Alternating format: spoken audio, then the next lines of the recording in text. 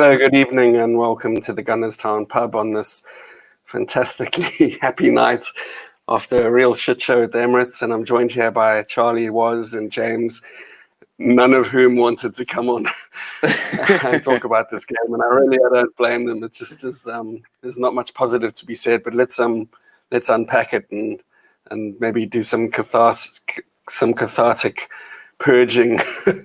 Does anyone want to start? Anyone was? Yeah, how do you feel? Yeah, I mean, how do I feel? What went wrong? What went wrong?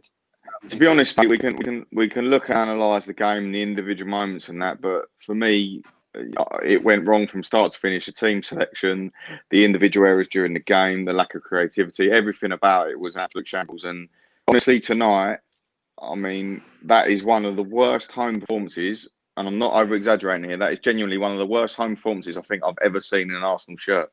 We had nothing. We had no fight. We had no give. We're not playing Bayern Munich or Barcelona here. We're playing Aston Villa. And no disrespect to them, but genuinely tonight was shambolic. And we didn't look like scoring for the entirety. And as a fan, we're watching this season develop. We know there's an opportunity here to be right up the top. We look at that game tonight and the Leicester game. We sat 2 points off top of the table. It is that close at the moment. And we've also been to the Etihad. We've been to Anfield.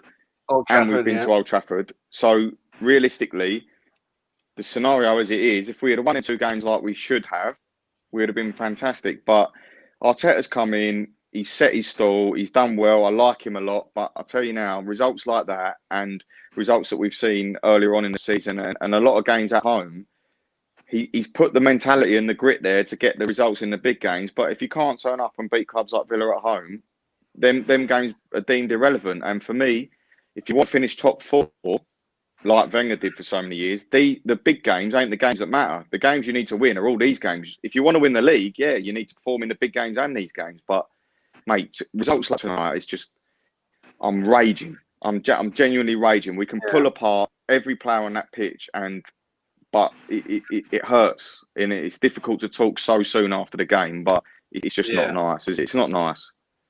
Well, you know, as bad as we were, Villa seemed like all of their players kind of had the games of their life, which makes it that kind of perfect storm because they took advantage of all of our errors. James, what did you think about the performance as a whole? I mean, and Villa's performance. Yeah, I thought, to be honest, mate, just to echo what was said, the only thing we've really had going for us recently is how solid we've been defensively, and even then we're struggling to keep clean sheets this season. But at a minute, we can't score, we can't create, and based on tonight's performance, we can't defend either. We're just, I hate to say, but we're a real nothing side at the moment. We just can't seem to do anything right. I don't know where those problems come from, because we all talk about having a lack of creativity, but even when Arteta first came in and he was dealing with the likes of Guendouzi, Xhaka, like having to stitch all these mismatched players together, we were still seeing more from the side than we are at the minute. So I'm not quite sure exactly where things have come off the rails so much. But I think, you say Villa had the performance of their lives, but I think Villa are just a better side than us. I think that's the long and short of it. They are a much better side than us at this moment in time. You saw how they absolutely tore apart Liverpool, but we should have analysed that performance and been a lot more well thought out. Creative. Yeah, I mean, their creative strengths showed how we lack up front, right? I mean, having Grealish and Barkley and those guys linking up like they do, Tregezzet and Target. I mean, there were 4 players on form, anticipating, being there at the crosses, making the crosses when they're needed, pressing when it was needed. It just kind of showed up our lack of creativity up front, right, Charlie? The mad thing is, as well, to be honest with you, we was quite fortunate just to come away with a 3. They had a lot of chances, a lot of good chances. Right. Yeah. Do you know what I mean? We were very fortunate to come away with a 3. And I don't want to be, even before the game, I said in the WhatsApp group, I weren't too happy with the starting lineup. For me, I still say David Luiz is our best centre-half. I don't care what anyone says. Centre-half is our best centre-half we've got. I know we've done all right last week and holding on the right game, but he's got to be starting. If he's fit, he has to start for us, unfortunately, because Gabriel can play better alongside him. And just the lack of energy and it's just disgraceful that today. No one give a fuck. They're walking about, passing about. They thought they was going to turn up and just roll them over. Villa are a half-decent team this year. I know they've had 2 poor results lately, but they absolutely dismantled Liverpool. And and to be fair, that goal in the first minute got called off. I know we had one a couple of weeks ago with Xhaka and Leicester. That's a ridiculous. Yeah, it's never offside for me. Well. That never offside for me. No, I don't. Actually, counting. It's another example of VAR being fucking useless. Yeah, Leno could have had 200 arms and he wouldn't have saved that. Never have saved that. Yeah, but I mean, the point is, sorry, but the point is he was. I mean, Barkley was in Leno's line of vision. A letter of the law was. Yeah, by letter of the law, he was in offside position. We had an absolute touch for that. Then Leno wouldn't have saved it. Thank God. He was in an offside position, but I don't think legally that was the wrong call. But that's what stitched us up last week, like Charlie said. But I just think that law's nonsense. But yeah. But apart from that, we've had a right touch that did get put away, and that should have been a warning for us. But was it? No. I'm furious. It's funny. I'm absolutely furious. The time Arsenal can be so frustrating in the sense that you can put in a performance like you did against Manchester United, where it seemed like there was a plan. Like everybody had bought into it. We pressed where we needed to. We took their midfield out of play. You know, we scored goals when we needed to. And then for some reason, like you look at the team and you can tell in the first 2 or 3 minutes, where the fuck is everybody? Why haven't they arrived? At what time is the Arsenal team actually going to pitch up for this game? James, I mean, how often does this have to happen before it becomes an issue? It's an issue already. Fair, sorry, I'm just thinking back to that United game where you had the likes of Jamie Redknapp and Tim Cahill just absolutely saying, "Oh yeah, Arsenal are a team with a plan," and then this happens. Yeah. Just think, where exactly has that plan gone tonight? But we just, based on tonight's performance, we were just as naive and just as poor as Solskjaer's team were against us last week, and it just shows what a poor United side were. That they let us go there and play in the way that we did. It's just, I think individually a lot of the players were poor tonight, but I think as a collective, just nothing seems to work. I honestly don't know what to put it down to. I think playing such a negative way at home is frustrating. 5 at the back at home. I mean, come on, playing Villa at home, you got Partey and El Neni in midfield. What's that for? I mean, you got someone like Danny Ceballos on the bench. Who knows not everyone's cup of tea, but he's still someone that I feel can offer more than El Neni can in these games. I do think El Neni was fantastic against United, but I mean tonight I thought it was really, really poor. The number of times he gave the ball away, was muscled off the ball. It's not just him. There are other players in the team that were doing it as well. Like Saka I don't think he should be playing quite as many games as he is. He should still be being integrated into sides. And then you've got someone like Willian who just less said about his performance. It's just going back on this idea of the plan and the execution. How much do you think was in the sense that Arteta had a plan last week and the players seemed to pitch up and actually execute it and worked? How much do you think was Arteta's plan not executed properly, or Arteta having the wrong plan this week? How would you break that down? One thing I'd say about it, Paul, I think talking about the plan, I think you make a good point, because when we set up with a plan against teams like Liverpool, Man City, at Old Trafford, you understand that they're the kind of games that for years we've wanted a plan. We've wanted to turn up there with a solid structure, keep distances short, have no creativity. We sit there and pounce and we get the result. That's great. That happens. But when you play teams like Aston Villa at home, Leicester, I know Leicester are a top side, but at home you've got to dominate. They're not top siders in Liverpool City. Like Liverpool and City, you expect to allow them possession at the Emirates. But Arsenal, we have to be front-footed. We have to be dominant. And for me, the whole scenario, forget about Mesut Ozil. I'm not talking about him as an individual. I'm talking about what he brings as a player to the team. Not him personally. I'm talking about his type of player. He's the only player of that type in the squad. We watched Joe Willock play midweek, who is, I like Joe. He's a young kid. He's progressing. He is not even 50th of a player ability-wise of Mesut in that area, the role he plays. So that's fine. Let's freeze Mesut out. I get that. I understand that. Whatever, the money, whatever it is, he's a knob in training. I don't care. That's irrelevant. You do that. But if you're not going to replace that guy in the summer, and you're not going to replicate what he can give the output to the team, and then you turn up at home, he ain't scored a goal from open play 380 minutes in the Premier League.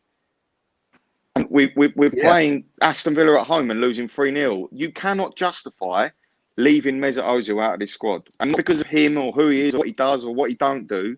The fact of the matter is we are missing that type of footballer. And this will continue until January. And the difference between the games against Man United away, Liverpool away and City away and the cup games like that, We're not expected to dominate them games. We're not expected to be front foot. We can sit in, we can sit compact, and we can break. We're not Stoke City. We don't play like that for 20, 30, 40 games a season. We're the Arsenal. And games like this, we're meant to dominate. We're meant to be front-footed. We're meant to be at the Emirates, progressing, putting our stamp on the game. People like El Neni in games like today are absolutely pathetic. Because I tell you now, he was brilliant at Old Trafford. But I'll tell you why he's brilliant. Because all he had to do was retain his position, press when he had to, get the ball, move the ball quick. Games like today, when he's going to have a lot of the ball, meant to dominate, he's not worth a wank, mate. And that's the issue with this squad at the moment. And it's an issue with Arteta. He's got the same mindset for every game. We cannot treat Old Trafford the same as we treat the Emirates against Villa. And I'm absolutely astonished, mate. I'm astonished. Okay, so you are kind of, laying, and I know Charlie agrees with you, and I'm going to give him a chance to say something here, but you are kind of saying that Arteta playing this conservative football against Villa at home is inexcusable, and not having the creativity and not having the players that are needed to take the game to Villa and maybe seize the opportunity to climb up the table is blame that you lay at Arteta's feet. Do you agree with that, Charlie? I agree with Woz 90% of what he said. Okay. I just disagree with the Ozil situation. I understand we should have got a replacement in for him. If we've made the decision that we're not going to play him, then we should be getting someone in different, a similar sort of player. I think we should be doing that. And if Arsenal are not going to get rid of him, the money's irrelevant. You've got to do it because you need to replace him. But I also don't agree. I think Ozil, the way he's performed on the training ground, the way he's acted, undermining the club, Geezer, he's gone from the club. As much as we need that sort of player, just fuck him. Just tell him, no, we're going to pay you. Just go home. Don't bother coming in. Like, that sort of thing. Well, there was the talk of the bonuses and that stuff that we're actually saving money by not playing him. I mean, I don't know if because of COVID. I don't care about the bonus. It's just the way he has acted since Arteta's, not even since Arteta's come in. What happened with him? He got away with it all when Wenger was there. Emery started off, tried not suffering his bollocks, and unfortunately, Ozil sort of ended up winning that. He backtracked, made himself look like a fucking idiot and weak, Emery, and that was probably the start of his demise.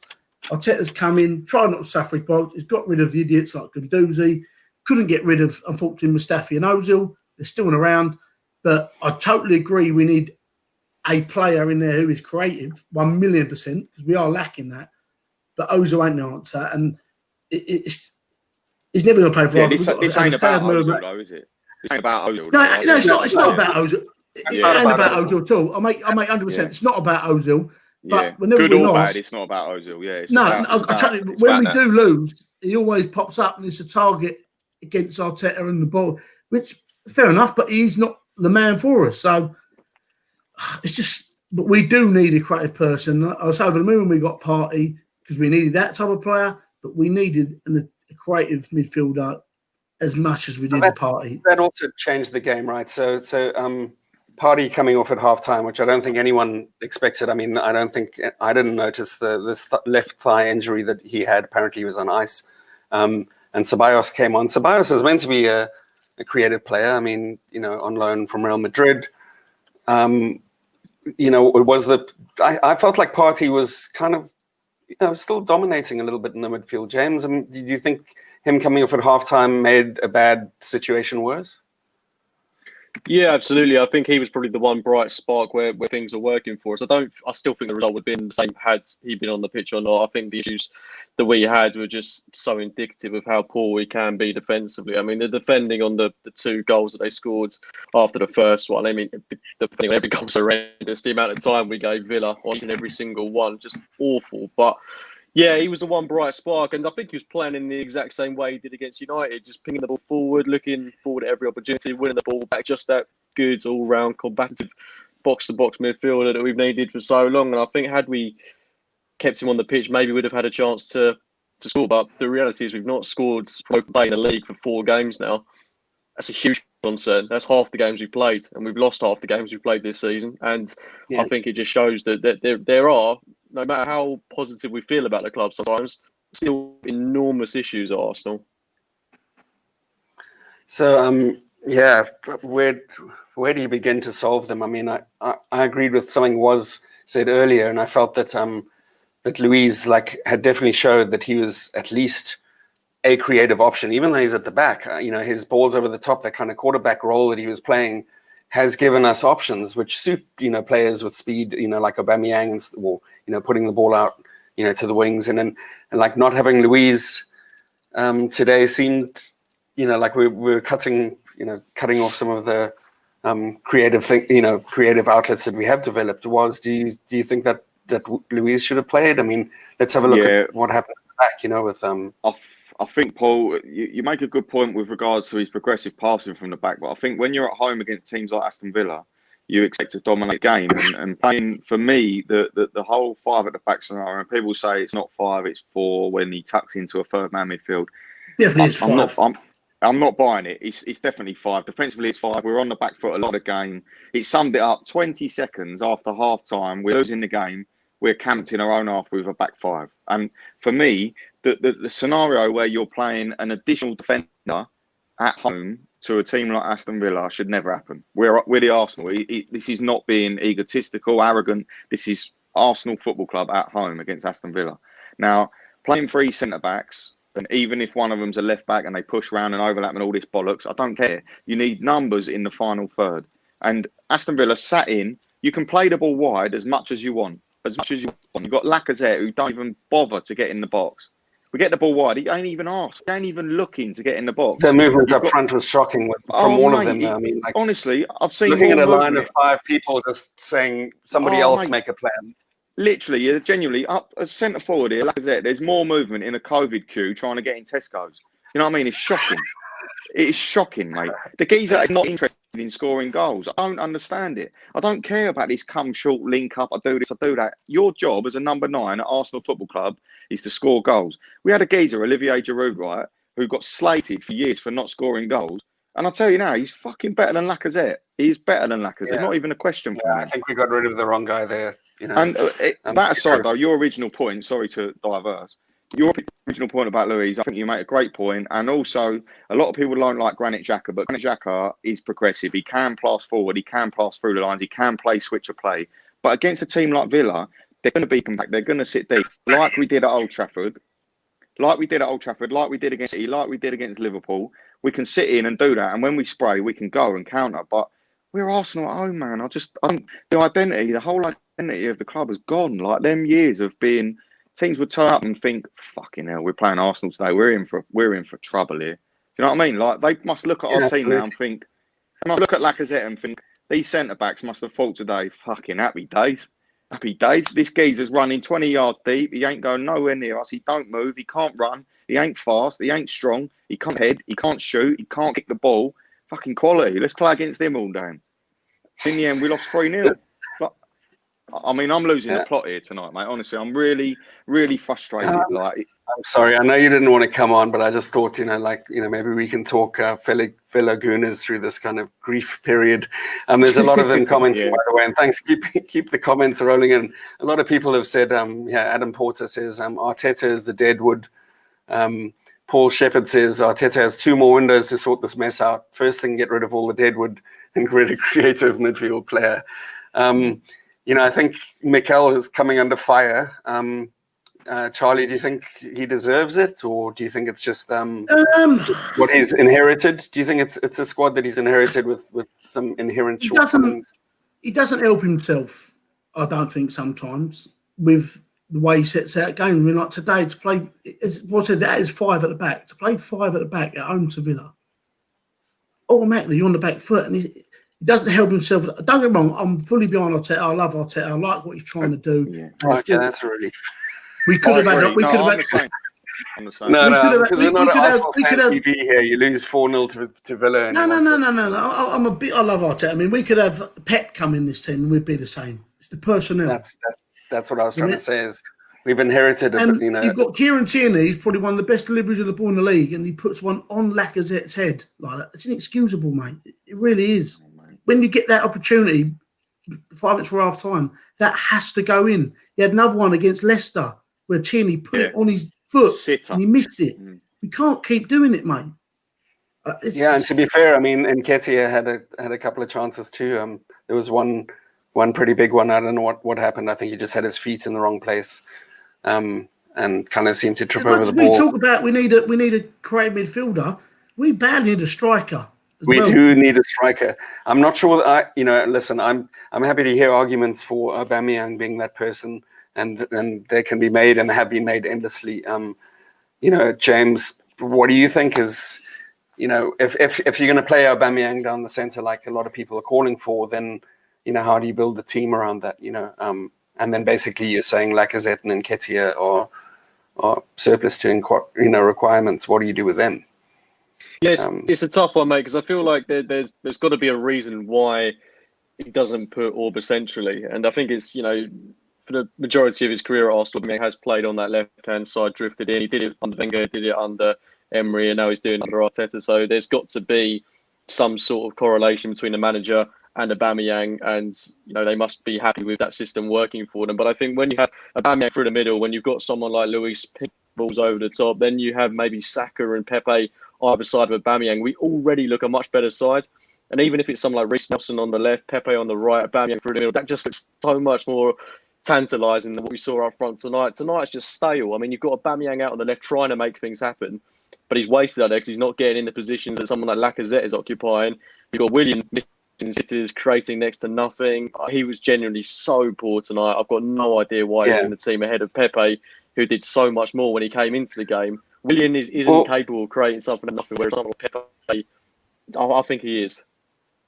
Well, sticking with the centre forward thing, does anyone know when Martinelli is back? And is that something to look forward to? Do you put him on the left and Aubameyang down the centre, or? Paul, I just want to jump in here. When I think my thought process with the whole Aubameyang left wing scenario is, I think that the whole thought process behind that is the fact that we haven't got that creative outlet. So I think Arteta is thinking, how do I get an additional number in the middle of the park to create things? And what's happening then is Lacazette's dropping deep. He's thinking, we're playing this 5 at the back. He's thinking, I can push the wing back as a left winger. Aubameyang then drops inside and Lacazette drops deep.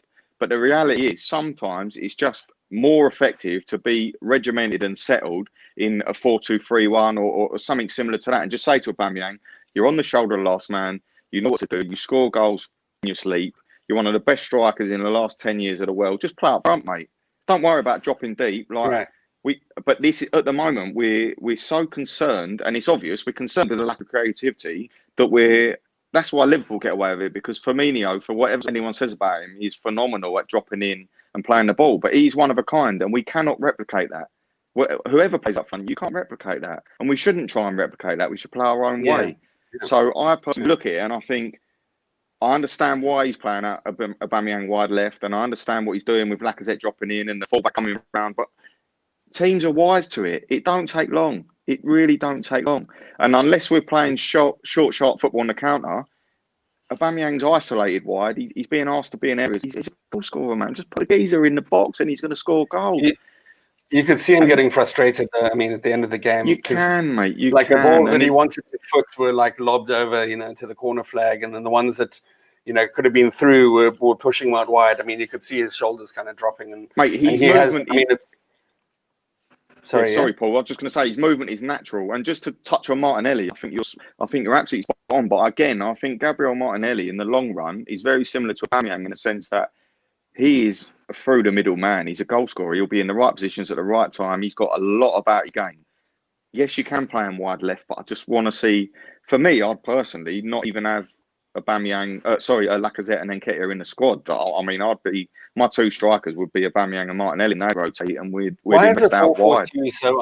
Why is the 4-4-2 so unpopular when you could have somebody like Martinelli and Aubameyang kind of, or even in this situation having playing two up front, where it seems like a player like Aubameyang would be best paired with somebody and running off of somebody that can do those little knock-ons and flicks on. Liverpool are great at that. I almost think, though, Paul, I think that's what Arteta's trying to. We look at formations, and I think we look too much at formations, because I don't think Arteta is generally sticking to one formation. And we say it's 5 at the back, and the way the game develops, it does end up being 5 at the back. But I don't think Arteta's setting out to play in a formation. I think he's putting players in areas and saying, you do this, you do that. And it develops during the game. It goes 4-3-3, 4-2-3-1, 5 at the back. It changes all the time, 4-4-2 sometimes. But it's all well and good if you're a free-flowing team with individual excellence and you can let them get on with it. But at the moment, it don't work, does it? Because it's like asking a bunch of bin men to fit a heating system. It's just Well, I not think that's right, kind is of it? because, yeah, it's almost like that fluidity is to try and patch up some of the problems that we have. It's not a positive attacking choice. It's because we're shit on defense and because we're, so we've got to keep Shit in switching attack. between those. Right, yeah, we're shit on defense and shit. But apart from that, we're good. Just to flip the subject a little bit here, James, Saka tonight didn't have his greatest game. Do you think he's being overplayed? Do you think we're expecting too much from him? What did you think about Saka's contribution tonight? Yeah, I mentioned it earlier. I think he had a pretty tough game. I think I thought he was really good against Man United. Obviously missed that good opportunity to score in that game, and I think it's so obvious when he is playing well what a good player he is and just why he's getting so much faith and trust from the manager. But I think when you look at the other options we've got on the wings, when you've got someone like Nicola Pepe, when you've got someone like Reece Nelson, players that I feel deserve an opportunity just as much as Saka does. I don't care how much of a back talent he is. I mean, you've got one player that cost us 72 million, and Reece Nelson was on the scene before Saka even was talked about. So these are players that I think really do also merit starting an Arsenal shirt in certain games. And it's not working for Saka. Just got to remember he's 19 years old. Like, it's still going to take time. He's still developing. I do think when Martinelli comes back into the side, there's going to be a likelihood that maybe he'll be on the left, and you could maybe see a bang centrally when that comes up. But I think Martinelli, they could switch quite freely too, as was said. There's quite similar, right? So, and that always creates a problem for defense. Is like, if two players are really interchangeable and then they're swapping around and stuff, then it's it can cause a bit of a hassle. Charlie, how are you feeling? Do you have anything to add to this right now? I know that you are wondering how your temperature. Saka had a poor game tonight, didn't he? I think they all did, though, didn't they? So he's only a young kid, and he probably needs a little break from the team now and then. I think as much as Pepe can be frustrating, you look at the stats. He's got the most goals and assists in the whole club. Surely he's got to be starting, right? Willian again today was just so poor. He just didn't offer anything. But I do think he got his position because of his. I mean, last week he had a decent game. I mean, he's only had one real good game, which was the first one. He seemed, like a positive addition to the squad, but he's been pretty off the boil. Yeah, but with Willian as well. I mean, like last week's game was all about hard work, defending, and off the ball. Willian last week was superb. The way he works, and he's sort of trying to put the pressure on, the high press. He does run his bollocks off, but when you're at home to Villa, you need that little bit of spark. And I'm just so dejected, lads. It's just pissing me off today. Do you know what I mean? You think, I've got 2 weeks of this international break. Yeah, I think, as we've discussed many times on this pod, and Woz and Mike have talked about it with Gav and the tactics pods, when it's all layered, right? So if there's problems at the back, then that transfers problems to the midfield, because then the guys are spending more time running back and defending and trying to, make last minute saves off the goal line. And then the attackers are drawn forward. And then when we've got the ball, we clear it. There's nobody up there. And they've been running for the last 15 minutes trying to chase Jack Grealish and Barkley. James, how do you think the back line did today? I mean, there was some talk about Holding and his game. I felt that he wasn't bad. I felt Rob was pretty solid. I know that maybe a couple of you on this, didn't, have the same impression. What did you think about our defenders? We haven't talked about them really much today. I just think the defending on all three of the goals was pathetic as a unit. Like, especially that first one where we gave him so much time. So much time. Like, come on, this is the Premier League, for God's sake. We let them play around us at Villa at home, playing the ball around us, like doing what we should be doing to teams. Just, credit to Villa. I thought they were fantastic going forwards. And the likes of Ollie Watkins, Grealish, Barkley, McGinn, any one of those players instantly improves Arsenal. Any one of them. Like, that's how far we've fallen at the minute. But yeah, like you say, I don't think Holding's a particularly bad player, but I think there's better players out there than him. And I do think, at Old Trafford he was fantastic. He does do a very good game. Let's not forget he's played in 2 FA Cup finals. We've won both of them. He's not a rubbish player. He is a decent player, but I thought he could have done better tonight. But again, it's tough to pick at individuals when as a unit they were just also poor, just caught out in no man's land. I mean, even looking back to that first goal we conceded against Moles in the week, just how poor the defending wasn't. Like I said at the start, the defending is the only good thing we had going for us. If that was, but we've got nothing. That's true. Tonight was the first time I saw kind of bickering at the back, with those goals, because, I think it was the second or the third or the seventh goal. No, there weren't seven. How many were there? There were, was it 4, 3? I can't remember now. Could have been. But there was one where, Holding was looking at Gabriel, and Gabriel's like, well, fuck it. I'm looking at this, I'm watching that, Do you think, do we miss Louise from that point of view? Because I feel like he might be the glue that's been holding it together a little bit as a leader. The thing is with David Luiz, he's clearly a character. He's played at the highest level. He's done everything. But to be honest with you, mate, I think ability-wise, we look at his ability on the ball and we try and give him credit and that, but he's finished, mate.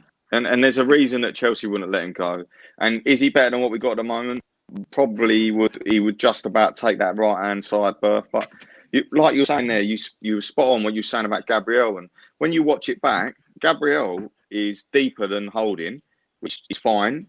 But you're looking at that, and Holding, because he's further forward, he has to progress and challenge the ball. He has to stop that pass from happening. And Saliba has clearly seen that. Sorry, fucking Saliba. I've got the other centre back in my head already. Need a new one. We'll see about Saliba later. But Gabriel has already seen that developing. And the next thing you know, when the goal goes in, you've seen Gabriel's dragged the cross, and the goal goes in, and if Gabriel is saying, Holding, like, what the fuck are you doing? Like, why are you not? It's simple football. Like, it's not even. Holding has just done. He hasn't dropped with the line, and he hasn't progressed to make a challenge. So you can see he's fuming there, Gabriel. And like you said, personally, I don't think David Luiz makes much of a difference tonight. I think he's shown himself that he can make horrific errors, like all our setbacks. I do think in the long term, I'm very disappointed tonight, and I'm very disappointed with Arteta and our centre backs and all our players. And young Saka had a tough game, and Lacazette shocking, and everything. We can go as far as we want. And about Arteta, I do think we're on the right path. I do like Mikel Arteta. I don't want to get too down about things. I do think Arteta had a shocking night.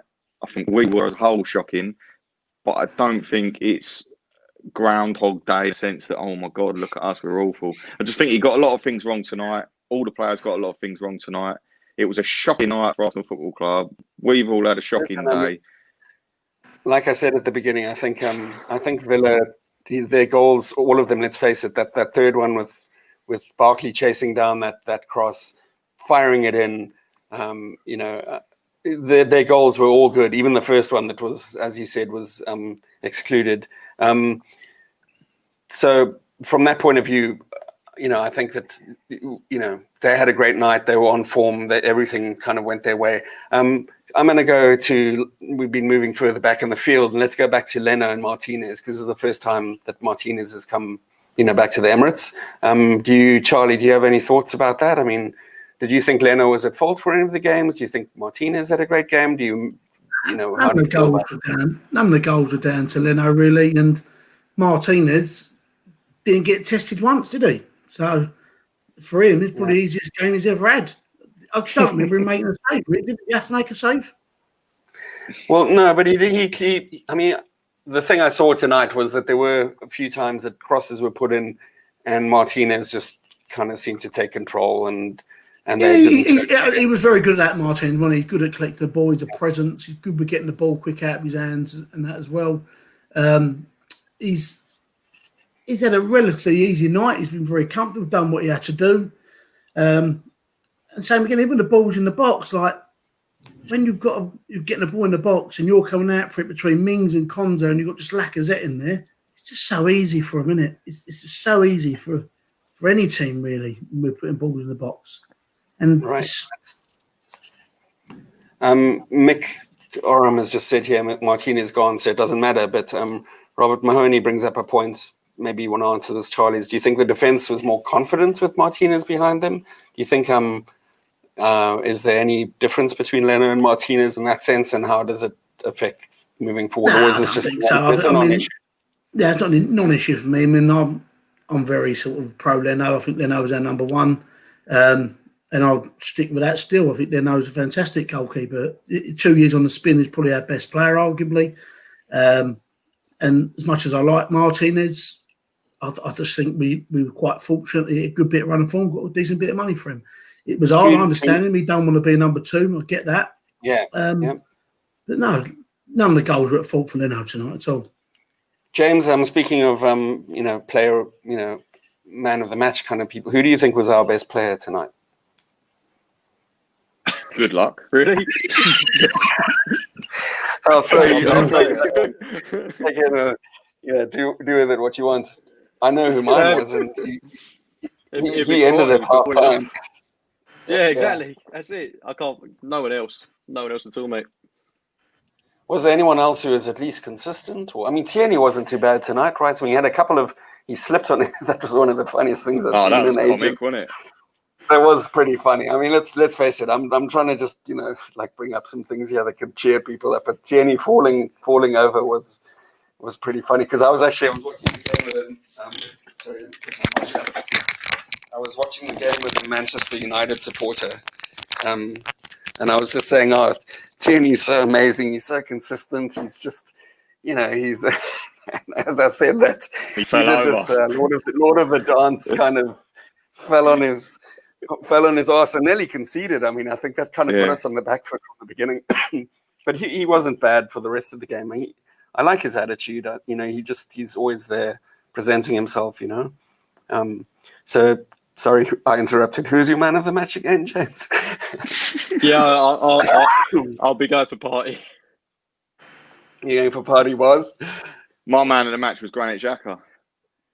Granit Xhaka, he was good tonight, I must admit. Yeah, trust me, we realised how much. The command performance. Charlie, he doesn't get enough credit for his leadership skills and his progressive passing, and I know he's got his issues, but I tell you, when on games like Old Trafford, when you're sat in compact and deep, yeah, fine, whatever. But games like tonight, when you got to be in the front foot, you do miss him. But yeah, there weren't really anyone, was there? It was. That's one of the hardest questions you can ever ask a man. Well, Charlie hasn't had his chance yet, so I'm going to pass it on to him. Maybe he'll hit it out the ballpark. I think that Party was the only one really in the first half who showed some good signs. But yeah, there's no one really that stands out to me at all. It shows how normally rely on Gabriel as well. I think he was quite quiet and ragged a bit tonight. He wasn't too bad at all. It shows how good Party has been because I think there was one misplaced pass in the first half, and I was kind of shocked. I was like, the guy hasn't done anything wrong. And when I don't know if you remember it or noticed it, I'm sure everybody did because it was like he just never misplaces a pass or whatever. But it was just one of those games, and I don't think we should draw this out much longer. I think we've done pretty well over these 38 minutes. Does anyone have any last thoughts they want to add? James, anything else? No, mate, I can't talk about it much longer.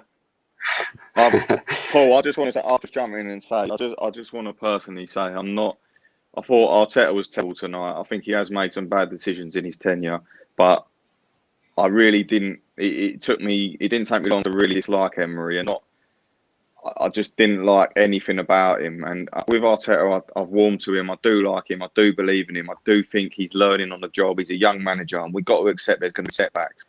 Now, unfortunately, the scenario we're in at the moment, we're going to have to accept that. But if we go out in January, get this creative player, I do think we can churn a lot. And I look at what he's doing at the moment with certain decisions, and Aubameyang left, and I try and think logically, and I think, why is he doing it?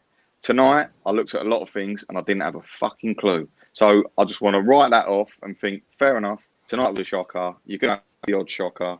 It can't continue. We've won half our games. We ain't scored in 4 games in open play. It's not good, but come on, let's get to January, stay in touch, get this creative player in and get behind Kel and turn it around. And I do believe in Arteta. I don't think we should even be questioning him. Like, obviously, I don't think many people will be questioning him. Of course they won't. They can question him for tonight and the way recent performances have gone. 100%, I get that. But I do for long term, I think this guy's very talented, and we shouldn't dismiss him because I think he's going to go to the very top of the game. And I just think there's a lot of players in this squad that can give us more. I think we will soon find the balance. We will get that player in, and I do think under Arteta in the next 18 months or so, we will be heading back towards where we want to be. I hope. Yeah, I think we all, I think everybody agrees with you, and that's great points, well made. There are times like this when, and it's happened to us under Emery, and it's happened to us under Wenger, and maybe it happens to other teams, but we're just not as aware of it. But there's times when your team just doesn't seem to has arrived. This season, everybody. this season of all Sorry. seasons as well, there is some mad results coming out. Do you know what I mean? Yeah, that's true. I mean, we did today just get beat by the better team. I mean, Villa were superb. It was only 4-0. It wasn't 7-2. 3-0. Oh, 3-0. Oh, there you go. There you go. I mean, I thought Villa were excellent tonight. I mean, I thought they had some. They've got players like Grealish and Bartley. Bartley's a new player, and that Ollie Watkins up front. They're a good side at the minute. I mean, don't get me wrong. I don't think we should be getting beat 3-0 at home to a team like Aston Villa. But they were a good side tonight. I think they were on form. They played well, and the way the league is going at the minute, if you're saying you're sort of playing at 50% and the other team ain't, you're going to get tonked. And unfortunately, as was said, I'm fully behind Arteta. I think we will sort of go from strength to strength eventually. I think next summer is going to be massive once a lot of players go and we've got a lot of money off the wage bill. A lot of money. With Ozil alone, we'll be able to buy like 12 more players. We'll have like a B team. Yeah, so it's just tonight's disappointing. As you said, unfortunately, it's come at the wrong time because we've got 2 weeks of it now, a national break. But the league is very open. Oh no, 2 weeks of international break. I didn't know that. No, I don't know. Is that good timing or bad timing, James? Bad. What do you think? The fact that we can lose 3-0 and lick our wounds and not have to get back on the horse? Oh, I don't know, mate. I think if we'd have just scraped by with a win tonight, with the performance we put in, and then we went into our next game playing the same sort of way, I think that would have been a problem. So I'm hoping this is a bit of a wake-up call. And Arteta even said in his post-match press that he's going to take a bit of time to reflect on his system. So, I think it's probably come at a good time. Who do we have immediately after the break? Is it the North London Leeds. derby or something? Who? Leeds. Leeds away. Leeds away. Oh. Mind you, they've dropped off a little bit, haven't they, since the start? So I don't know. Maybe we'll be like a good away 70 team. minutes last year in the cup. Yeah, they're top side, to be fair. They're great. Yeah, great side. A good side to But watch. they're going to look at us now and I'll fancy it, aren't they? So they're going to have that extra little edge. They're going to think they could get a result against us all day long. So Yeah, our next 3 getting games are tough. We're getting all the tough games out of the way in the first half, though. I think that's good. Liverpool away, United away, everybody away, pretty much all the top 6 or 7 or 8 or 9, whatever you want to call it. Is there an easy game, though? You look at No, tonight. I'm not sure there is. The season Southampton's seems going to be a tough game. They're all after. Yeah, they're top of the table on Friday. Yeah, madness, mate. It really is madness. Well, that The Walcott worst- guy looks pretty good. Maybe we should put in a cheeky bid for him. One positive tonight was that we weren't there to watch it. To be honest Anyway, with you, Charlie, folks, after the game, I was half thinking, oh, mate, I wish I could just go back to the pub now. Because normally you go back to the pub, you set the rights of the world, the wrongs of the world right, and you have a good time, and you go home and you think, yeah, it was shit tonight, but at least I saw my mates and we got home. Like, now I'm just sat here knowing we've got 2 weeks international break. Just thinking, That's why they invented tequila. That's why It's they horrible, invented isn't it? I hate watching Arsenal on the telly. I hate watching Arsenal on the telly. I just hate watching that's- Arsenal, I think, mate. I've had enough. That's funny. Well, listen, guys, I'm really glad that you all pitched up. I know nobody wanted to do this, like literally nobody wanted to do this afterwards. But I think somehow I feel a little bit better than I did immediately after the whistle. And I think, as tragic as it was and as shitty as it was, we're not going to throw the baby out with the bathwater. Let's just hope that we can improve the squad and improve our performances and be more consistent. I mean, that consistency would be awesome. Creativity is great. Consistency would be good, though. Woz, thanks for joining us. Top man, thank you, mate. All the best. All the best for you. Charlie, cheers. Thanks, guys. Cheers. Thank you. Bye, James. No Cheers. problem, Fanny, mate.